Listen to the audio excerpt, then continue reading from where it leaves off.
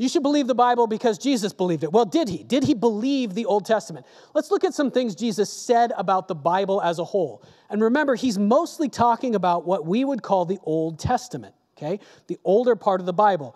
Here's what he says in Matthew chapter 5. Do not think that I have come to abolish the law or the prophets. That's the Old Testament, the older part of the Bible. I have not come to abolish them, but to fulfill them.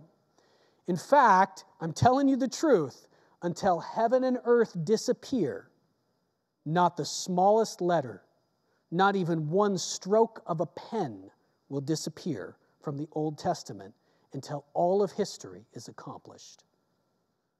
Has he been proved right so far? Yeah, he has been. He's going to be proved right in the end.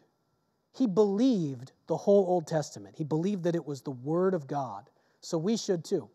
Okay, so basically what he says in these next verses is, so don't throw any of it out. Don't dare to throw any of it out. Don't think that you know more than, in fact, God has revealed to the world. Okay. Not only did he know that the Old Testament was true, but when we come to the question of Adam and Eve in particular, Jesus knew that Adam and Eve were real historical people.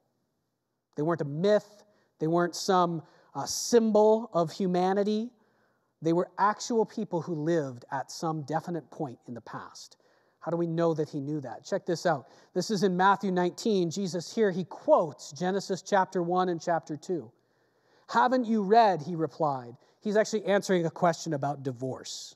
Somebody comes and says, hey, can I just ditch my wife for any reason? I don't like her anymore. What do you think Jesus said to that? No, you cannot just ditch your wife, okay? Haven't you read that at the beginning, the Creator made them male and female? That's a quote from Genesis chapter 1. We looked at it last week. And then he said, and for this reason, a man will leave his father and mother and be united to his wife, and the two will become one flesh. That's a quote from where?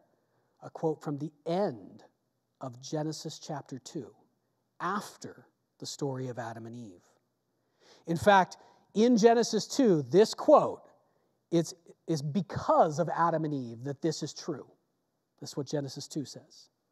So we can see that in these two things, he doesn't actually talk about Adam and Eve right here, but in these two quotes, Jesus is clearly relying on the fact that Genesis 1 and Genesis 2 are true.